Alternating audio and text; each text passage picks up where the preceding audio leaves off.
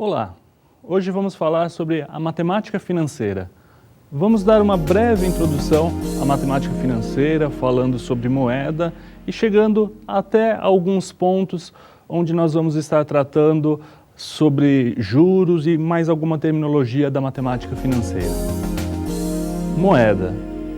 A matemática financeira trata do valor de diversas coisas, entre elas o valor da moeda. Exatamente, o valor da moeda. A moeda tem o seu valor. E o mais importante da gente saber, que a gente vai ver ao longo dessa aula, é que o valor da moeda, ele não é sempre o mesmo. Ele varia com o tempo. Moeda e riqueza. Moeda e riqueza não são necessariamente a mesma coisa. Existe uma diferença entre o que é moeda e o que é riqueza.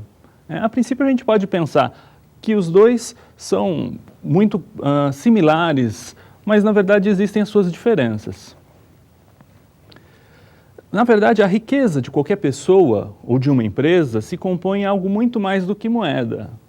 Uma pessoa, por exemplo, possui vários bens, pode possuir carro, casa e, além disso, claro, moeda.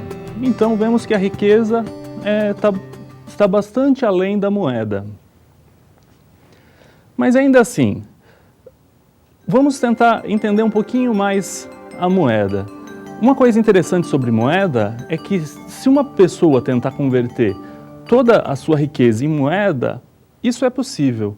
Mas será que se uma sociedade inteira tentar converter seus bens em moeda, será que é possível? Bom, de acordo com uma consulta feita ao site do Banco Central em janeiro de 2008, a quantidade de moeda disponível na economia nacional é de algo em torno de 100 bilhões de reais. Isso mesmo, isso é a quantidade de dinheiro disponível na economia. Não só moeda, como cédulas, somando tudo, cerca de 100 bilhões. Parece uma quantidade relativamente alta, grande, mas na verdade não é. Se a gente considerar toda a população do Brasil, de cerca de 200 milhões de pessoas, a gente vai observar que não é algo muito alto. E ainda por cima, mais uma coisa, se a gente avaliar o valor de uma empresa, pode ser superior à quantidade de moeda total emitida. Mas como é que pode ser uma coisa dessa? Uma empresa valer mais do que toda a moeda disponível? Então nós vemos que nem todos os bens a gente vai conseguir estar convertendo em moeda. Então se metade da sociedade decidisse, por exemplo, converter todos os seus bens em moeda, isso já se tornaria totalmente inviável. A gente consegue ver que não é possível, O valor de uma empresa, você já não consegue converter em moeda, imagine o valor de vários bens, casas, empresas e diversas outras coisas. Tanto que quando uma empresa compra outra, no geral, o valor muitas vezes não é pago em moeda, é pago em ações, em propriedades e em outras coisas, porque não tem como o valor ser pago em moeda, porque não existe moeda o suficiente para fazer o pagamento. História da moeda.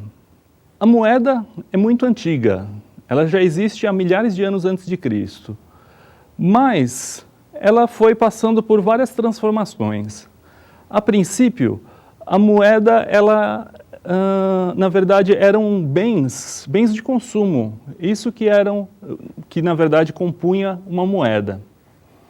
Então a moeda em alguma época já foi o sal, já foram cereais, já foi um rebanho, tudo isso já foi utilizado como moeda, antes de uma moeda como a gente conhece, cédulas e a moeda mesmo. A economia antes da moeda, ela era baseada no escambo. Então as sociedades mais antigas, as sociedades primitivas, elas eram baseadas no escambo, ou seja, na troca de mercadorias. Então toda a sociedade funcionava assim, até que as pessoas de repente se viram na necessidade de criar a moeda. Se a gente pensar, primeiramente existe um problema no fato de não existir a moeda. O primeiro problema é que se torna difícil de realizar as trocas. Imagine para um produtor de um certo bem, de repente um fazendeiro que produz arroz. Se ele necessita de feijão, ele precisa encontrar um outro fazendeiro que produza feijão e que ainda por cima esteja disposto a realizar a troca desses dois bens. Então isso já pode não ser necessariamente uma tarefa fácil. Agora imaginem um comerciante que faça a compra e venda de apenas 10 bens. Não vamos pegar algo muito difícil. Se ele fizer a compra e venda de 10 bens, imagine, cada bem vai ter que poder ser trocado por cada um dos outros 9 bens. Então, o arroz, por exemplo. Se ele negocia arroz, ele vai ter que saber o preço de troca entre o arroz e cada um dos outros bens. Lembre-se, não existe moeda, então o preço é sempre relativo a alguma outra coisa. Ou seja, o preço do arroz é 1 quilo de arroz eu troco por quanto de feijão. Depois, 1 quilo de arroz eu troco por quanto de milho. E assim por diante. Então, só para o arroz são 9 trocas possíveis. E se a gente for verificar todas as trocas possíveis só com 10 mercadorias, a gente vai ter 45 trocas possíveis. Então, são 45 valores que o comerciante vai ter que saber quanto troca de um bem por uma outra quantidade de um outro bem. Realmente não vai ser uma tarefa muito fácil. Então, por isso a sociedade se viu meio que forçada a criar a moeda.